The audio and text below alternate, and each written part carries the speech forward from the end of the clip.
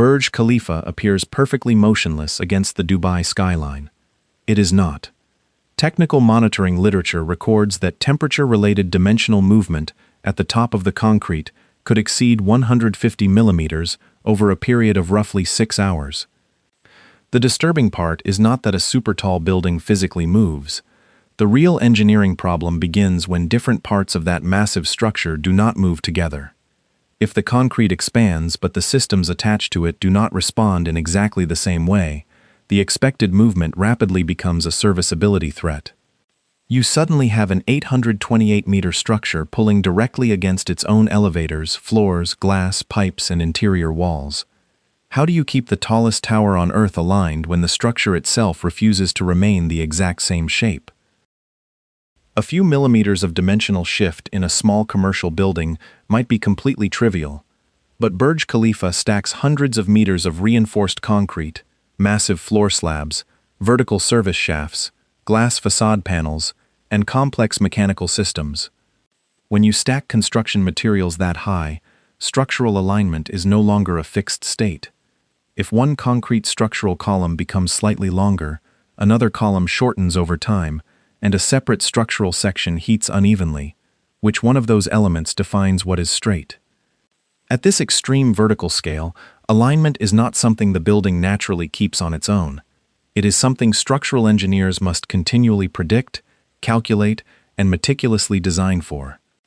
The massive central concrete core provides the primary vertical support for the entire structure. But surrounding that core are thousands of rigid mechanical and architectural components that cannot flex. These secondary systems operate under the assumption that the floor they sit on will remain exactly where it was drawn on the original architectural blueprint. When the primary concrete structure moves, it forces every connected rigid system to either absorb that geometric change or break under the transferred stress. The first mechanical system that reveals the stakes of this geometric problem is not the concrete frame itself. It is the vertical transport system, tasked with moving human beings up and down the tower at high speeds every single day. An elevator does not simply move freely through empty space. Its guide rail system, mechanical braking mechanisms, and precise floor stops depend entirely on the strictly vertical geometry of the hoistway. If the building structure changes dimension, the vertical shafts carrying the elevator cars physically change with it. Uncontrolled differential movement in a tall building can create severe serviceability problems across multiple interconnected systems. The structural engineering literature identifies several specific failure modes that occur when differential shortening is left unmanaged. When a building moves unpredictably, you can experience severe misalignment of elevator guide rails.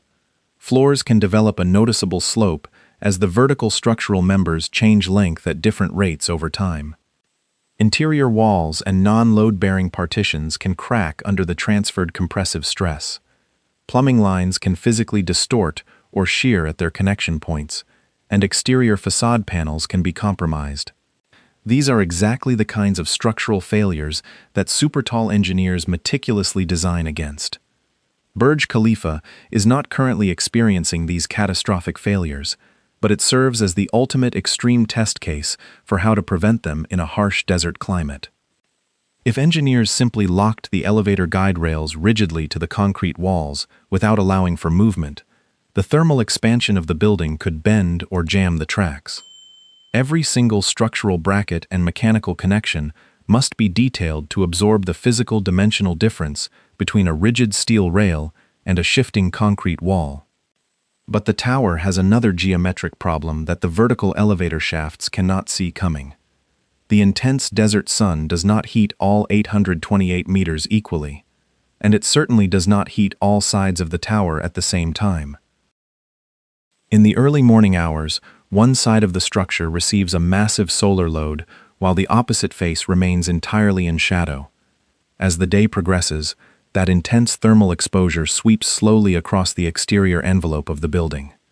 This creates a highly uneven distribution of heat across the reinforced concrete core, the aluminium framing, the extensive glass panels, and the structural steel. Each of these construction materials possesses a different coefficient of thermal expansion, meaning they react to the temperature change by growing at completely different rates. When one side of a massive concrete tower heats up significantly more than the opposing face, the warmer side physically expands. Because the colder shadowed side is not expanding at the exact same rate, the overall building geometry actually distorts. The technical monitoring literature documenting the performance of Burj Khalifa explicitly includes uneven solar effects as a physical force capable of producing measurable tower tilt. Tilt in this strict engineering context does not mean the building is structurally unstable or in any danger of falling over. It means the lateral geometry changes enough that construction surveying crews and structural maintenance teams must actively account for it during measurement and operation. The extreme Dubai heat is quite literally pulling Burj Khalifa out of alignment with its own perfectly vertical theoretical centerline. This lateral movement happens slowly and continuously as the sun moves across the sky and heats the different structural faces. The central structural core and the exterior perimeter columns are constantly adjusting to this uneven thermal pressure throughout the day. If the building were constructed as an entirely rigid, unyielding object, this asymmetric thermal loading would create catastrophic internal stresses within the concrete. And nowhere is that physical movement harder to hide than on the enormous glass skin that wraps the exterior of the building. The exterior cladding of Burj Khalifa consists of nearly 26,000 individual glass panels. Each of these massive reflective panels weighs approximately 362 kilograms and is held in place by an extensive aluminium framing system. This enormous outer shell features a specialized energy-saving silver coating meticulously designed to deliberately limit solar heat gain. But that critical protective skin creates an incredibly complex mechanical relationship with the primary structure located underneath it. The main concrete frame is physically moving and distorting due to the thermal expansion and wind forces. The exterior aluminium framing responds to that same ambient heat at a completely different rate than the concrete. And the nearly 26,000 glass panels themselves have their own distinct material behavior when exposed to direct sunlight. The exterior envelope simply cannot behave like one continuous rigid shell without tearing itself apart. If structural engineers had locked all 26,000 heavy glass panels tightly together with zero-dimensional allowance, the structural movement would have nowhere to go. The accumulated physical stress would migrate directly into the facade joints, the structural anchors, the critical weather seals, and the primary framing connections. Under that kind of locked, unyielding pressure, aluminium frames would bend, rubber seals would fail, and the heavy glass panels could ultimately shatter and fall. The facade of Burj Khalifa survives the desert not because the tower stays perfectly still. It survives because its glass skin is meticulously detailed and articulated around a concrete structure that is completely expected to move. But the dimensional changes caused by daily thermal cycling are temporary and reverse when the ambient temperature drops. The next massive geometric distortion does not completely reverse when the sun finally goes down. When you place enormous sustained loads on a concrete structure, its physical dimensions evolve permanently over time. This long-term dimensional change is driven by the constant force of gravity, elastic shortening, concrete creep, and concrete shrinkage. These are entirely separate physical mechanisms from daily thermal expansion, and they operate on a completely different, much longer timescale. But they create the exact same overarching design problem for the teams responsible for finishing the interior and exterior of the tower. The most significant threat is not just that the entire tower gets slightly shorter under its own immense weight over the decades. The real structural danger is that not every vertical load-bearing element changes by exactly the same amount. This phenomenon is known in the high-rise engineering literature as differential column shortening. The exterior perimeter columns and the massive central buttressed core carry different loads, have different thicknesses, and cure at completely different rates. If this differential shortening is left uncompensated in a super tall structure, the resulting geometric drift between the core and the perimeter can be severe. Floor levels can gradually drift relative to one another, creating an unintentional physical slope in the concrete slabs. Interior partitions and rigid masonry walls can crack as the structural frame slowly warps around them. Vertical mechanical systems become highly stressed as their mounting points shift away from their original architectural elevations. Facade connections can be pulled severely out of alignment, compromising the weather seals that keep out the desert moisture and dust. And critical elevator guide systems can become an operational hazard as the supporting structure shortens around the rigid steel rails. How do you keep thousands of interconnected rigid mechanical systems perfectly aligned when the concrete geometry supporting them is continually changing over years and decades? Burj Khalifa structural engineers answered that question in a way that sounds almost completely absurd to anyone outside the industry. Sometimes you must build something slightly wrong today, so it naturally becomes right later. If structural engineers can accurately predict the future differential shortening and movement, they can actively compensate for it during the initial construction. The tower was not simply built by blindly following one frozen geometric drawing that assumed the concrete would perfectly hold its shape. Construction positioning and casting had to meticulously account for the predicted movement of the concrete long before that movement actually occurred. During the build, structural elements were intentionally cast slightly higher than their final intended elevation based on extensive computerized structural modeling. The engineers essentially built a tower that was mathematically distorted on purpose. As the immense weight of the upper floors was added, and as the concrete naturally crept and shrank over the subsequent months, those elements slowly settled downward into their correct theoretical positions. To execute this preemptive compensation, the construction process required an incredibly intensive surveying program. The surveying teams utilized a complex network of GPS technology, precise clinometers, and advanced automated measurement systems.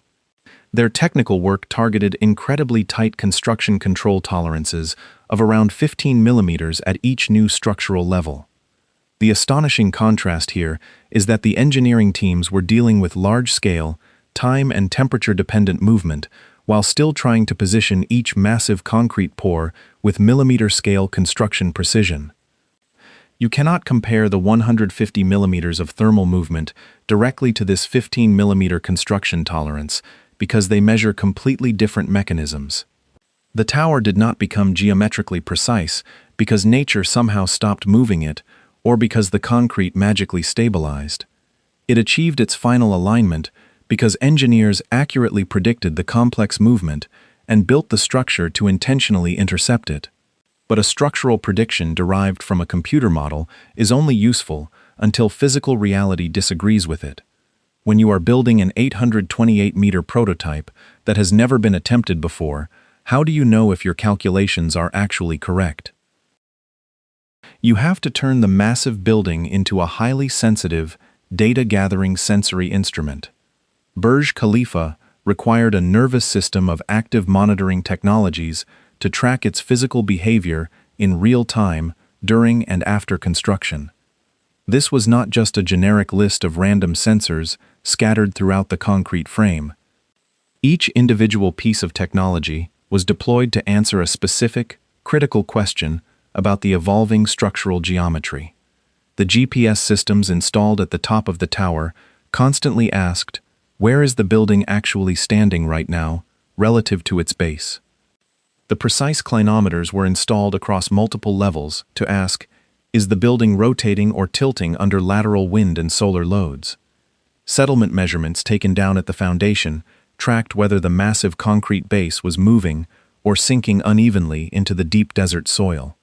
Shortening measurements embedded deep inside the concrete columns verified whether the vertical elements were actually behaving as the predictive models claimed they would over time.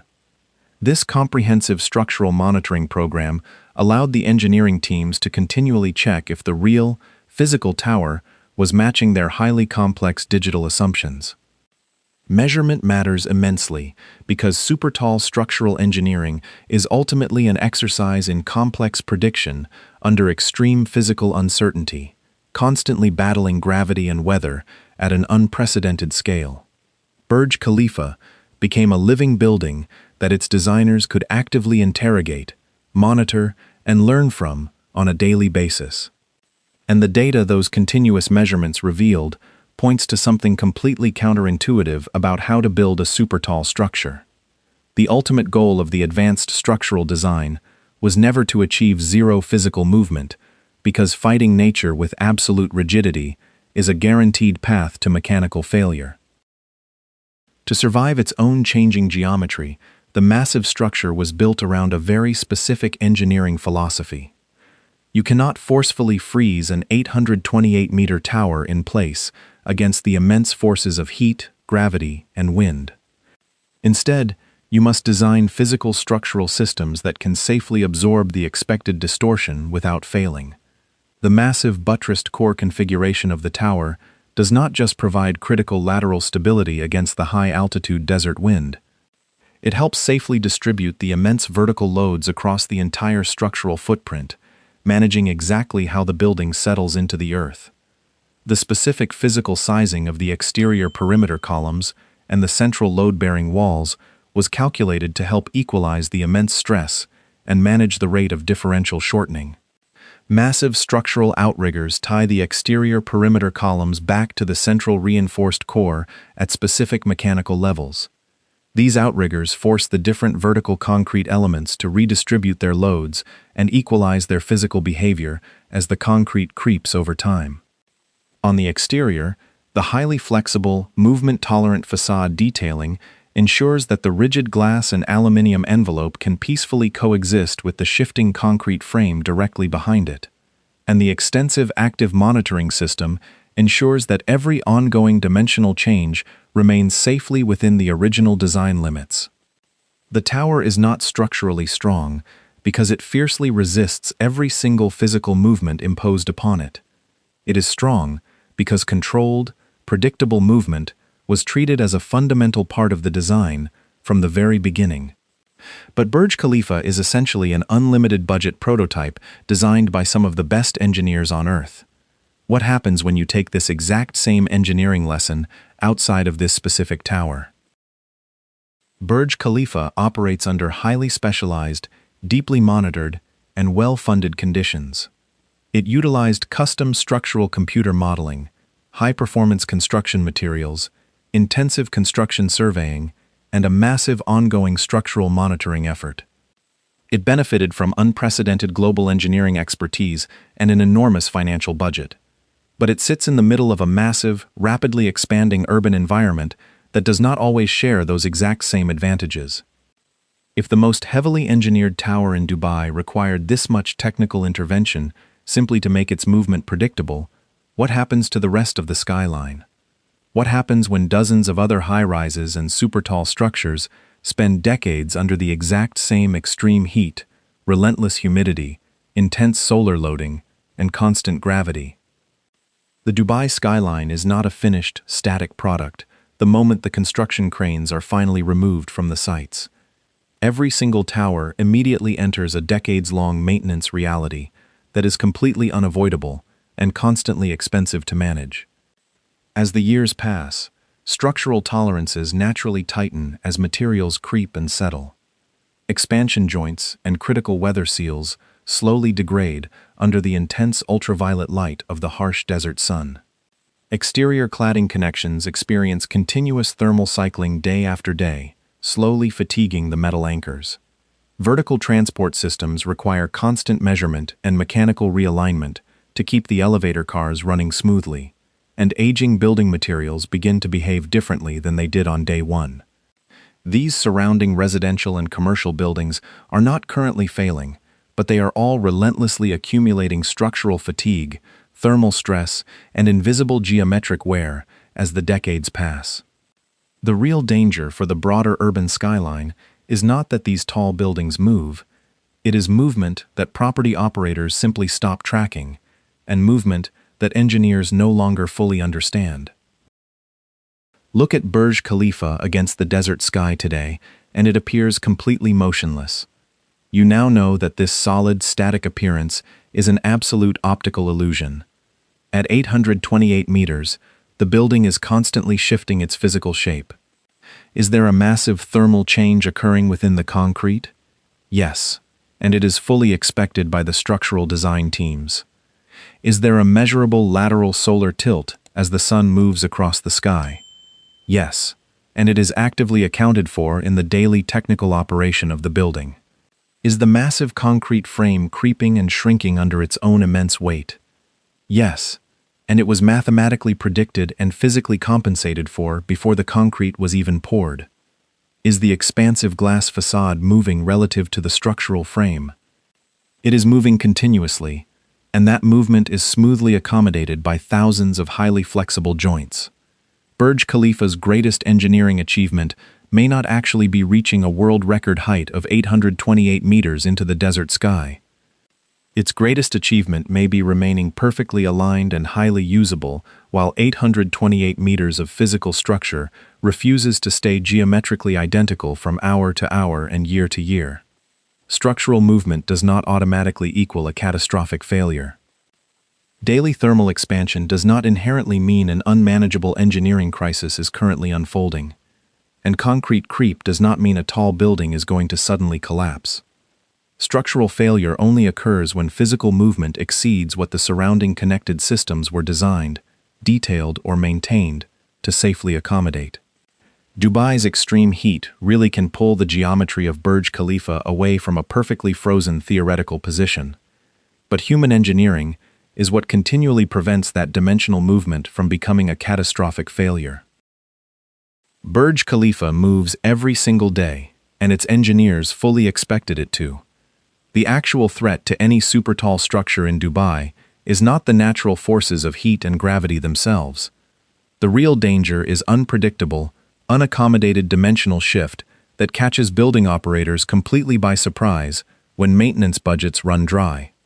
This video examines documented structural movement, design challenges, and potential high-rise failure mechanisms based on engineering literature.